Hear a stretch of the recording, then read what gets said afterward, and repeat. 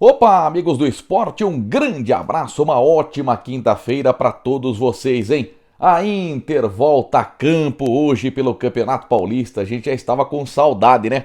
8 da noite no Limeirão, Inter e o perigoso Red Bull Bragantino, hein?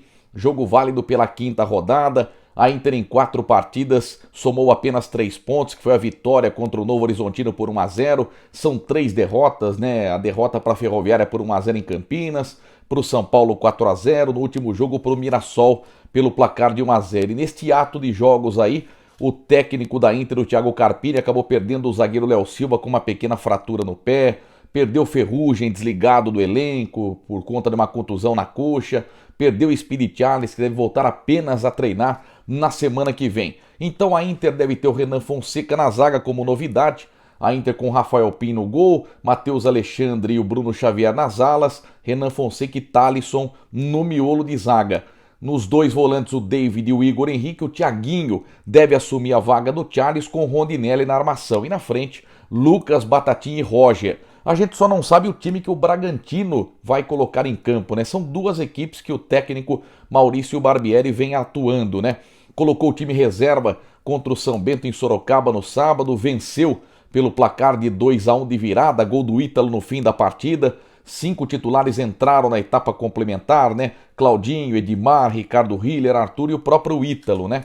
E depois, na segunda-feira, com os titulares, o Red Bull perdeu para a equipe do São Paulo no Morumbi por 1-0, gol contra do Léo Ortiz. O Red Bull tem sábado o Mirassol em Bragança Paulista e na quinta-feira que vem estreia na Copa Sul-Americana jogando em casa contra o Tolima da Colômbia. O Tolima que um dia eliminou o Corinthians numa pré-Libertadores. Então pode ser que o Bragantino jogue com um time alternativo contra a Inter esta noite, 8 horas no Limeirão. Transmissão pelo Rápido no Ar, não perca, hein? Bragantino deve ter o Cleiton no gol. Se os laterais forem reservas, Everton e Everson. Se forem titulares, Aderlan e Edmar. Dupla de zaga, se for a reserva, Natan com o Liger. Se for a dupla titular, Léo Ortiz com o Bruno, né? O Fabrício Bruno, ex-Cruzeiro, né?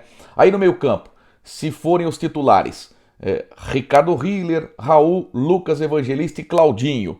Com os reservas, Vitinho, Bruno Tubarão, enfim, jogadores que são utilizados constantemente aí pelo técnico Maurício Barbieri. Se for a dupla de ataque titular, Arthur e Ítalo. Se for a dupla reserva, a gente tem Elinho e também Ian Hurtado. Vamos aguardar, o Bragantino é muito forte, o Bragantino lidera o grupo do Palmeiras, ele tem 11 pontos ganhos, Palmeiras tem 8, mas com 2 jogos a menos. Então hoje, Inter e Bragantino faz 17 anos que o Bragantino não joga no Limeirão, né? Na última vez deu Inter, 2-0, gols do Rodriguinho, saudoso Rodriguinho, que morreu por conta de uma leucemia, e o Fabinho. Então não perca hoje à noite, 8 horas, Inter e Red Bull Bragantino. Bom, tivemos ontem pelo Campeonato Paulista a vitória do São Paulo de virada para cima do Guarani no Morumbi, hein? Placar de 3-2 para o Tricolor, que utilizou todos os reservas, né? Poupando os jogadores que atuaram no fim de semana contra o São Caetano e na segunda contra o Red Bull Bragantino. O Ayrton fez 1-0 para o Guarani, o Wellington, bom lateral esquerdo, empatou para o São Paulo, o Igor Gomes virou para o Tricolor, o Bruno Sávio empatou para o Guarani e aos 39 do segundo tempo, gol da vitória, gol do Vitor Bueno. Uma boa notícia que o lateral esquerdo, o Reinaldo, que foi poupado ontem, renovou seu contrato com o Tricolor até o final de 2022. São Paulo é líder, 16 pontos, Ferroviária tem 10, Ponte Preta tem 4 e São Bento tem 3 pontos ganhos. Bom, tivemos ontem também o São Caetano em casa perdendo para o Novo Horizontino 2-0, gols do Danielzinho e do Bruno Aguiar. Após a partida, o Wilson Júnior, treinador, pediu a conta, não é mais técnico do Azulão. O Red Bull lidera este grupo com 11 pontos, Palmeiras 8, Novo Horizontino tem 8 também, né, com essa vitória, e o Ituano tem 7 pontos. O Ituano, hein, que papelão, hein, jogando no Novelli Júnior, perdeu para o Botafogo pelo placar de 2-1, foi a primeira vitória do Botafogo, e o técnico Argel Fux, hein, conquistou um empate contra o Santos na Vila Belmiro e agora ganha o jogo na cidade de Itu, 2-1, gols do Neto Pessoa cobrando pênalti e do Luqueta. O gol do Iago Dias acabou descontando para o Ituano. O Botafogo que passou a Inter na classificação. Agora no grupo A o Corinthians tem 14, Santo André tem 6, Botafogo tem 5 e a Inter está na lanterna do grupo A com apenas 3 pontos ganhos.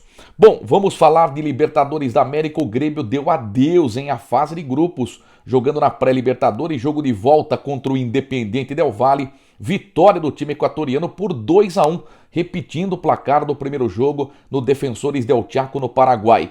Os 2 gols do Independiente marcados por Ortiz, o primeiro numa falta, uma cobrança brilhante, sem chances para o Breno. O Jean-Pierre abriu o placar para o Grêmio. A torcida tá brava com o Renato Gaúcho. Perdeu a Copa do Brasil para o Palmeiras e agora perde a chance de jogar a fase de grupos da Libertadores. O Independiente Del Valle entra no grupo do Palmeiras, que é o grupo A. Tem ainda o Universitário do Peru e o Defensa e Justiça. O Grêmio perde 3 milhões de dólares por ser eliminado na pré-Libertadores. Falando em Defensa e Justiça, que é isso, meu povo? O Palmeiras é vice-campeão da Recopa. Tava na cara que o Palmeiras seria o campeão, tava todo mundo esperançoso. Venceu lá na Argentina por 2-1. E ontem em Brasília, no Mané Garrincha de novo, hein? Domingo o Palmeiras foi vice contra o Flamengo na Supercopa em Brasília. E ontem acabou tropeçando em Brasília novamente. No tempo normal, 2-1 para o Defensa e Justiça. O Palmeiras abriu o placar com gol de pênalti do Rafael Veiga.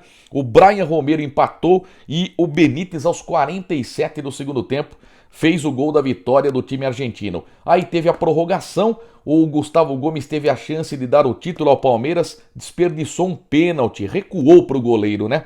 Empate 0-0 na prorrogação, decisão por pênaltis. Luiz Adriano mandou na trave e o Everton, goleiro do Palmeiras, na última cobrança, mandou para fora. Os argentinos converteram todas as cobranças. Tivemos as expulsões do Matias Vinha, do Palmeiras, e do Brian Romero, expulso na prorrogação, jogador do Defensa e Justiça. A Verdão deixa de ganhar 7 milhões de reais por conta de perder o título da Recopa. E uma notícia ruim também, além do título perdido, o Verón, mais uma vez, deixou o campo machucado.